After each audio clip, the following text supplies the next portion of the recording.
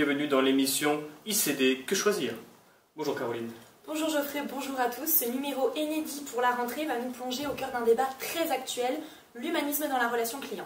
En effet Caroline, à quelques semaines de la conférence COP21 sur le climat, où le diesel sera sans conteste l'un des dossiers sensibles, la marque Volkswagen vient d'admettre une tricherie à grande échelle. Et tout de suite, la conférence de presse avec la directrice de Volkswagen.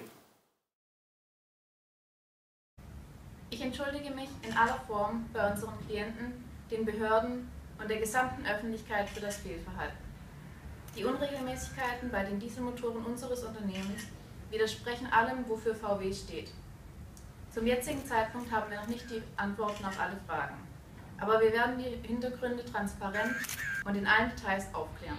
Nos deux intervenants économistes présents sur le plateau aujourd'hui sont Mathieu Biane et Vanessa Rouquier. Bonjour à vous. Bonjour. Alors, bonjour Caroline et bonjour Geoffrey. Donc, merci pour votre invitation. Alors comme l'a titré Les Échos, donc c'est bien dommage pour une marque de notoriété, de forte notoriété, qui se place, rappelons-le, numéro 1 dans le secteur automobile mondial et 4e marque préférée des Français. Donc cela nous interroge sur l'intérêt qu'ont les entreprises en la valeur commerciale. Donc peut-on leur faire confiance et quelles sont les limites? Merci Mathieu pour ce supplément d'information. Pour répondre à vos interrogations, nous avons mené l'enquête sur le terrain près du consommateur. Notre premier reportage porte sur le scandale Spanghero, que tout le monde connaît. Un document en direct présenté par Guillaume Vialard. Aujourd'hui, nous interrogeons une personne particulièrement touchée par ce scandale. Bonjour Alaïs. Pouvez-vous nous en dire plus sur le ressenti que vous avez eu en découvrant que les lasagnes que vous mangiez n'étaient pas au bœuf, mais à la viande de cheval? Hop, bonjour Alaïs. Bonjour. Alors, pour tout vous dire, j'ai été vraiment choquée de ce que j'ai appris. J'adore les lasagnes depuis que je suis toute petite. J'en ai mangé beaucoup. Et de savoir qu'il y avait du cheval dedans, ça me rend mal. Et mon nounou aussi, vraiment. Alors, que représente aujourd'hui cette marque à vos yeux, Alaïs? Cette marque m'a trahi. Je suis profondément choquée et je ne referai plus jamais confiance à n'importe quelle marque. D'accord, merci en tout cas pour ces informations. Bon. C'est à toi mon petit canasson. Merci Guillaume pour ce reportage et pour cette intervention. Merci Geoffrey pour cette remarque si pertinente. Cette pratique a donc eu beaucoup de conséquences sur nos consommateurs. Vanessa Rouquier, que pouvez-vous nous en dire? Bonjour Caroline, bonjour Geoffrey, bonjour à tous. Grâce à nos témoignages, nous pouvons constater une méfiance réelle envers les entreprises de la part des consommateurs. En effet, d'après des études INSEE, nous comprenons maintenant pourquoi 91% des clients insatisfaits ne referont plus des affaires avec une marque qui n'a pas réussi à répondre à leurs attentes. De plus, 89% d'entre eux le font savoir autour d'eux. Merci Vanessa pour ces précisions. Autre point sensible dans la relation client d'aujourd'hui, les services dans la téléphonie mobile qui soulèvent bien des questions sur la place de l'humain dans les stratégies d'entreprise. Nous retrouvons en direct Nicolas Chailly.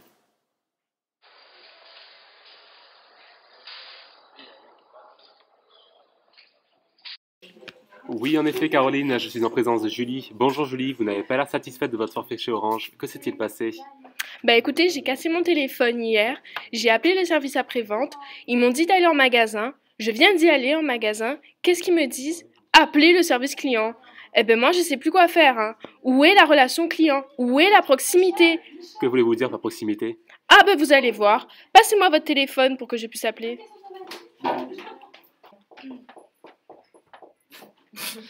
Votre temps d'attente est estimé à 45 minutes. Allô, oui, bonjour, Orange à votre écoute, bonjour. Bonjour, j'ai fait tomber mon téléphone dans les toilettes. C'était pour avoir la réparation, s'il vous plaît. Si j'ai bien compris, les toilettes sont ouvertes.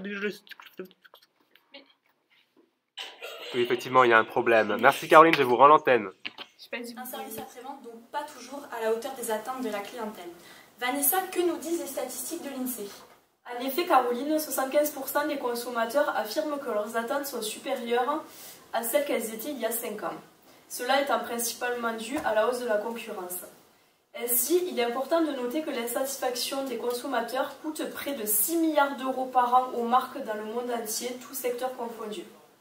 On retrouve maintenant notre journaliste Gaël Gourmelon aux caisses automatiques d'un supermarché bien connu, dans une situation qui résume parfaitement le sujet d'aujourd'hui. Bonjour Geoffrey, bonjour Caroline. Je suis en direct du magasin Carrefour avec une cliente qui attend depuis plus de 20 minutes. Bonjour madame, qu'est-ce que vous attendez? Bonjour, j'attends Michel. Mais qui est Michel? Ben, la caissière. Mais qu'est-ce qui se passe là? C'est une caisse automatique, madame. Comment ça, c'est une caisse automatique, il n'y a plus de caissière? Et moi, plus de comment ça va? Non, mais c'est bon, c'est fini. Vous avez la carte, est-ce que ça va la famille? Il n'y a plus rien du tout là. Et moi, j'ai des complètement c'est pas possible. Moi, je pense qu'on va aller la chercher à l'accueil parce que là. Gaël, nous allons donc vous laisser. Merci à vous. Je crois que nous avons un téléspectateur qui souhaiterait intervenir. Monsieur, bonjour, comment vous appelez-vous? Bonjour Caroline et Geoffrey. Je me présente, je m'appelle Johan Chagues. Pour l'instant, vous ne mettez en avant que des points négatifs dans la relation client. Cependant, n'y a-t-il pas de bons exemples aujourd'hui? Très bonne question, Jordan. Nous avons rencontré une entreprise qui considère l'humain au quotidien dans la relation client. Il s'agit de la ruche qui dit oui. Voici une vidéo réalisée par nos équipes présentant ce concept innovant. Vous avez déjà entendu parler de la ruche qui dit oui? Non? Nous l'avons testé pour vous. C'est très simple. Vous vous connectez sur la plateforme web, rejoignez une ruche proche de chez vous. Vous commandez en ligne et achetez ce que vous voulez, quand vous voulez. Fruits, légumes, pain, fromage, viande et même de la bière. Enfin, il ne vous reste plus qu'à récupérer vos produits près de chez vous tout en rencontrant les producteurs locaux. Sympa, non? Vous allez me dire quel est l'intérêt pour vous?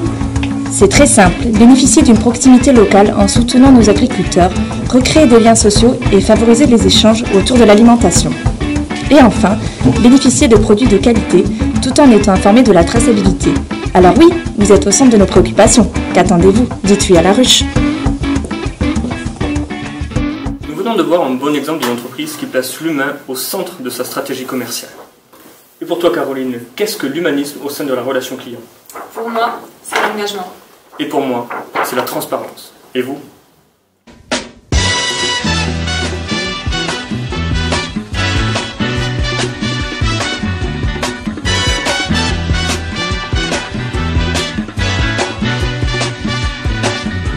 Hush not, child, and don't cry.